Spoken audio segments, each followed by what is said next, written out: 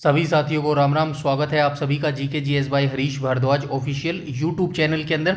Agriculture और animal husbandry की जो हमारी सीरीज चल रही है, इसके जो है सीरीज के अंदर अब आज हम जो है कौन सा भाग डिस्कस करने वाले हैं, तो आज हम जो है यहाँ पर 8वां भाग डिस्कस करने वाले हैं। आई होप आपने सीक्वेंस वाइज एक एक करके सारे सातों भागों को देख लिया होगा और हरियाणा जीके के भी जो है आप सीक्वेंस वाइज जो पार्ट्स हैं वो देख रहे होंगे। जो बच्चा नया है, पहली बार ये वीडियो देख रहा है, तो उसको मैं रिकमेंड करना चाहूँगा, हरियाणा पुलिस के लिए जो है कंप्लीट हमारी ये वीडियो सीरीज चल रही है, जिसके अंदर 3 चीज़ें मैं करवा रहा हूँ। इंडिया जीके करवा रहा हूँ, हरियाणा जीके करवा रहा हूँ और एग्रीकल्चर का जो है अभी हमारा सब्जेक्ट चल रहा है। धीरे धीरे जो है हम और सब्जेक्ट भी इसके अंदर ऐड करते हुए चलेंगे, जैसे कि कंप्यूटर हो गया, साइंस हो गया, इकोनॉमी हो गया। ठीक है, तो अपनी तैयारी को और बेहतरीन करने के लिए 2025-26 में हरियाणा पुलिस कांस्टेबल में अपना सिलेक्शन सुनिश्चित करने के लिए जो है आप हमारे चैनल को ज्वाइन कर सकते हैं। तो चलिए बिना किसी टाइम वेस्ट के आज हम जो है 8वां भाग डिस्कस कर लेते हैं। ठीक है, तो चल लेते हैं। कहवा या फिर कॉफ़ी जिसको बोला जाता है, इसकी फसल को हम अभी डिस्कस करने वाले हैं। ठीक है, कहवा, कॉफ़ी को क्या बोला जाता है? कहवा बोला जाता है। ठीक है, तो चलिए कहवा और कॉफ़ी के बारे में हम डिस्कस कर लेते हैं। मेन पॉइंट जो है इसके क्या रहने वाले हैं। भारत में कहवा को जो है बाबा बूदन अरब से लेकर आए थे और कर्नाटक के चिकमंगलूर में जो है बूदन पहाड़ियों पर जो है इनको लगाया गया था। सबसे मेन क्वेश्चन है जो आपसे पूछा जा सकता है, भारत में कहवा जो है कौन लेकर आया था? तो बाबा बूदन जो है अरब से लेकर जो है इसको आए थे और लेकर तो आए थे। भारत में कहाँ पर उगाया? तो कर्नाटक के चिकमंगलूर में जो है बूदन पहाड़ियाँ हैं, वहीं पर जो है इसको सर्वप्रथम लगाया गया था। ठीक है, नेक्स्ट पॉइंट की बात करूं तो भारत में कहवा की 2 प्रमुख किस्में हैं। तो कहवा की जो है भारत के अंदर 2 प्रमुख किस्में हैं। कौन कौन सी है? एक तो अरेबिका है और एक रोबस्ता है। ठीक है, इन दोनों किस्मों की जो है भारत के अंदर कॉफ़ी की जो है ये दोनों किस्में हैं और इन दोनों की किस्मों की जो है भारत के अंदर जो है खेती की जाती है। नेक्स्ट पॉइंट की बात करूं तो इसके लिए टेम्परेचर, वार्षिक वर्षा कितनी चाहिए? तो कहवा की कृषि के लिए जो है 15 से 18 डिग्री सेल्सियस औसत वार्षिक तापमान होना चाहिए तथा 150 से 250 सेंटीमीटर जो है औसत वार्षिक वर्षा की जो है इस फसल को आवश्यकता होती है। यानी कि जो है जो वार्षिक वर्षा है उसका भी जो है इसके अंदर काफ़ी महत्वपूर्ण रोल अदा होता है कहवा की कृषि के लिए। नेक्स्ट पॉइंट की बात करूँ तो कहवा की कृषि के लिए भूमि ढालदार होनी चाहिए।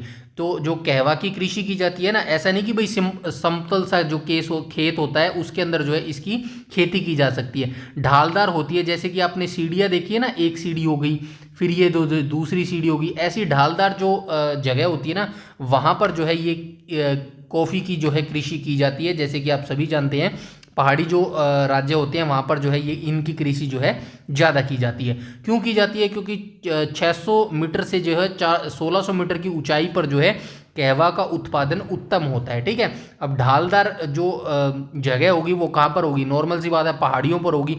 और जो है जो 600 मीटर से 1600 मीटर की ऊंचाई पर जो जगह होती है ना, वहाँ पर जो है ये कहवा की कृषि काफ़ी अच्छी मात्रा में जो है पनपती है। ठीक है, कहवा की कृषि के लिए जो है दोमट अथवा लावा निर्मित मिट्टी जो है उपयुक्त मानी जाती है। ठीक है, ये चीज़ आप याद रखेंगे, कहवा की कृषि के लिए कौन सी मिट्टी जो है उपयुक्त मानी जाती है? तो लावा निर्मित जो मिट्टी होती है ना, वही मिट्टी जो है दोमट मिट्टी कहवा की कृषि के लिए उपयुक्त मानी जाती है। चलिए कहवा कृषि के बाद जो है कॉफ़ी की फसल के बाद हम बात कर लेते हैं रबड़ की। ठीक है, तो आइए रबड़ की फसल को देख लेते हैं।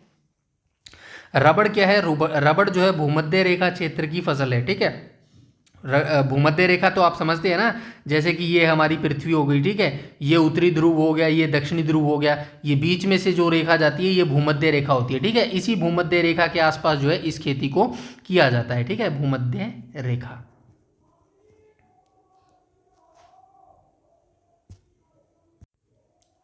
ठीक है, तो ये रबड़ की फसल जो है भूमध्य रेखा होती है ना, उसी क्षेत्र की जो है ये फसलें हैं। भूमध्य की रेखा के आसपास जो है जिस क्षेत्र में इस कृषि को, रबड़ की रेखा को अच्छे तरीके से किया जाता है।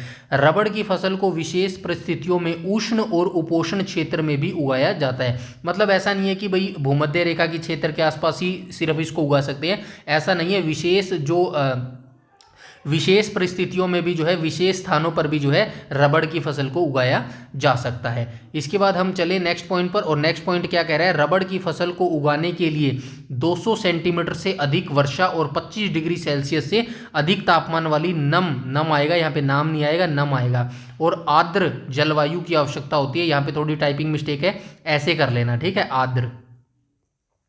आर्द्र और नम, ठीक है, आर्द्र और नम। 200 सेंटीमीटर से अधिक की वर्षा यानी कि काफ़ी अच्छी मात्रा में जो है रबड़ की फसल को पानी चाहिए होता है, और नम और आर्द्र जो है जलवायु इसके लिए उपयुक्त मानी जाती है।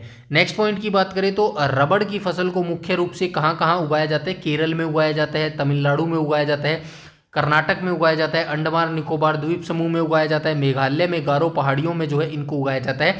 अब ये जितने भी यहाँ पर स्थान लिखे गए हैं, जैसे कि केरल हो गया, तमिलनाडु हो गया, कर्नाटक हो गया, अंडमान निकोबार द्वीप समूह हो गया, मेघालय हो गया, गारो की पहाड़ियाँ हो गया, ठीक है, ये स्थान कैसे हैं आप सभी, अभी आपने क्या देखा यहाँ पे 200 सेंटीमीटर से अधिक की वार्षिक वर्षा की जरूरत होती है रबड़ की फसल को, और ये जितने भी राज्य यहाँ पर लिखे गए हैं इन सभी राज्यों में जो है दबाकर वर्षा होती है, ठीक है, इसीलिए जो है इन राज्यों में ये रबड़ की फसल काफ़ी अच्छे पैमाने पर जो है की जाती है।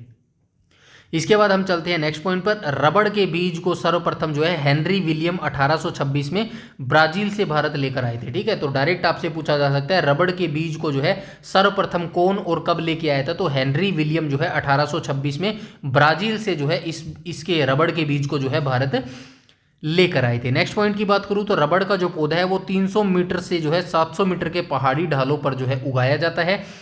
उसके बाद मैं नेक्स्ट पॉइंट की बात करूं तो रबड़ के वृक्ष के दूध लैक्टस से जो है इसको प्राप्त होता है, ठीक है, तो ये जो रबड़ होता है ना, रबड़ जो वृक्ष का जो दूध निकलता है, आपने कभी ध्यान से देखा होगा, आई होप आपने देखा होगा, कुछ वृक्षों से ना जो है ना, मतलब ये जो वृक्षों से दूध निकलता है ना, रबड़ के जो वृक्ष होते हैं ना उनसे दूध निकलता है, और जहाँ से दूध निकलता है ना उनके नीचे जो है ऐसे एक कटोरी सी लगा देते हैं, कटोरी सी, ठीक है, एक कटोरी सी या ऐसा भगोना सा लगा देते हैं जिसके अंदर ये जो है दूध आकर जो है इकट्ठा होता रहता है, ठीक है, इसी से जो है लैक्टस से इसको प्राप्त किया जाता है, ठीक है। तो ये हो गई हमारी कौन सी फसल हो गई, तो इसको जो है रबड़ को भी हमने देख लिया। अब हम देख लेते हैं गन्ना को, ठीक है, तो आइए गन्ने की फसल को भी जो है आज हम यहाँ पर देख लेते हैं। तो गन्ना एक उष्ण और उपोष्ण कटिबंधीय पौधा है, आप सभी जानते हैं उष्ण और उपोष्ण कटिबंधीय पौधा है गन्ना। गन्ने की फसल को उगाने के लिए जो है 21 डिग्री सेल्सियस से जो है 27 डिग्री सेल्सियस तापमान की आवश्यकता होती है। वहीं वर्षा की बात करूँ तो 75 सेंटीमीटर से तो है 100 सेंटीमीटर वार्षिक वर्षा जो है इस गन्ने की फसल को चाहिए होती है, और उष्ण और आर्द्र जो है जलवायु में इस पौधे को बोया जाता है, ठीक है। नेक्स्ट पॉइंट पर चलते हैं। नेक्स्ट पॉइंट में क्या बोला गया, गन्ना से संबंधित महत्वपूर्ण तथ्य जो है यहाँ पर लिखे गए हैं, तो आइए देख लेते हैं गन्ने से संबंधित जो है महत्वपूर्ण तथ्य।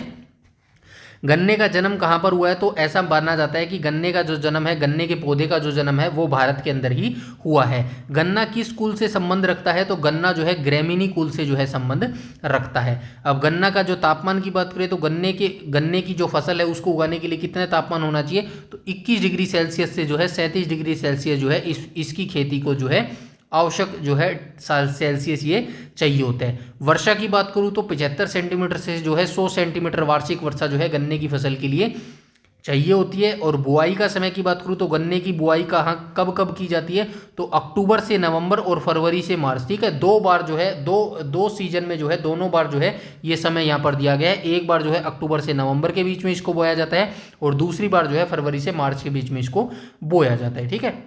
उसके बाद इसकी बीज की मैं मात्रा बताऊं तो आपको 1 हेक्टेयर में कितना बीज जो है लगाना पड़ता है, यानी कि इसकी जो वो कलम होती है ना, वो रोपनी पड़ती है, वो कलम बोलते हैं उसको। प्रति हेक्टेयर जो है 40 से 60 कुंटल जो है ये बीज की जो है आवश्यकता होती है, यानी कि जो 1 हेक्टेयर होता है ना, यहाँ पे ये मान लीजिएगा 1 हेक्टेयर है, ठीक है, ये 1 हेक्टेयर है। इस 1 हेक्टेयर में जो है 40 से 60 कुंटल का जो है बीज की आवश्यकता पड़ेगी। उत्तर भारत में जो है गन्ने की बोने की विधि क्या है, उत्तर भारत यानी कि ये जो उत्तर गंगा यमुना बेल्ट वाला जो क्षेत्र है ना, जैसे कि यूपी हो गया, हरियाणा हो गया, पंजाब हो गया, ये उत्तर भारत के अंतर्गत आते हैं, बिहार वाला भी एरिया हो गया। तो इस बेल्ट के अंदर जो है उत्तर भारत में जो है गन्ने बोने की विधि को क्या कहा जाता है, तो समतल बुआई, ठीक है, समतल बुआई विधि जो है उत्तर भारत के अंदर इसको बोला जाता है। कम सिंचित एवं हल्की भूमि बुआई वाले क्षेत्र में जो है इसको नाली विधि बोला जाता है। ठीक है, नाली विधि यानी कि कम सिंचित एवं हल्की भूमि, मतलब जहां पर जो है हल्की भूमि होती है और जो सिंचित क्षेत्र कम होता है यानी कि पानी की व्यवस्था वहां पर कम होती है, तो ऐसे क्षेत्रों में जो है नाली विधि का जो है उपयोग किया जाता है गन्ने की फसल को उगाने के लिए। ठीक है, इसके बाद हम चलते हैं नेक्स्ट पॉइंट पर, और नेक्स्ट में बोला गया गन्ने की परिपक्वता जो है किस में मापन किया जाता है, यानी कि गन्ने को मापने का जो है यंत्र कौन सा है, तो मापन जो है इसका सेक्रीमीटर या फिर रेक्टोमीटर जो होता है। ठीक है, इसका ये मापन यंत्र है, यहां पे लिख देता हूं मापन यंत्र, मापन यंत्र। ठीक है, इसके बाद हम चलते हैं नेक्स्ट पॉइंट पर, और नेक्स्ट पॉइंट में बोला गया गन्ने में कौन सा रोग लगता है, तो रेड रोट जो है ये रोग लगता है गन्ने के अंदर। ठीक है, तो ये 3 फसलें आज हमने देखी, यहाँ पे जो है गन्ने को हमने देख लिया, कपास को हमने देख लिया, और जूट की फसल को, माफ कीजिएगा कॉफी की फसल को हमने यहाँ पे देख लिया। कपास, कॉफ़ी और रबड़ को जो है हमने यहाँ पर देख लिया। ये 3 फसलें जो है आज हमने यहाँ पर देख ली हैं। और आज हमने जो है यहाँ पे कौन सा पार्ट डिस्कस किया, 8वां भाग जो है हमने यहाँ पर डिस्कस कर लिया है। बहुत जल्द जो है एग्रीकल्चर को हम यहाँ पर जो है समाप्त करने की कोशिश करेंगे।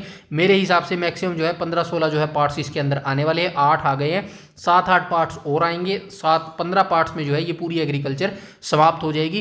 कितने मार्क्स की पूछी जाती है, 5 से 7 मार्क्स की जो है एग्रीकल्चर आपकी पूछी जाती है HSSC या फिर हरियाणा पुलिस के अंदर।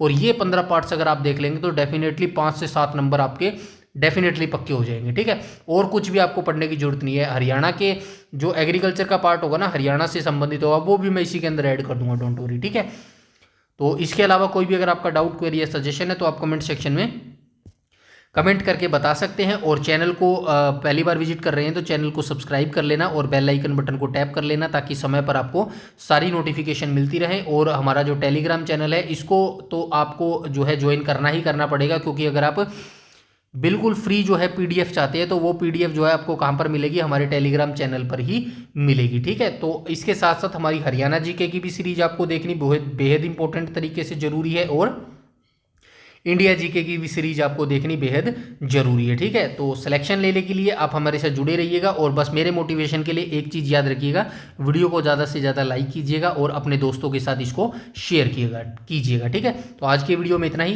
तब तक के लिए धन्यवाद।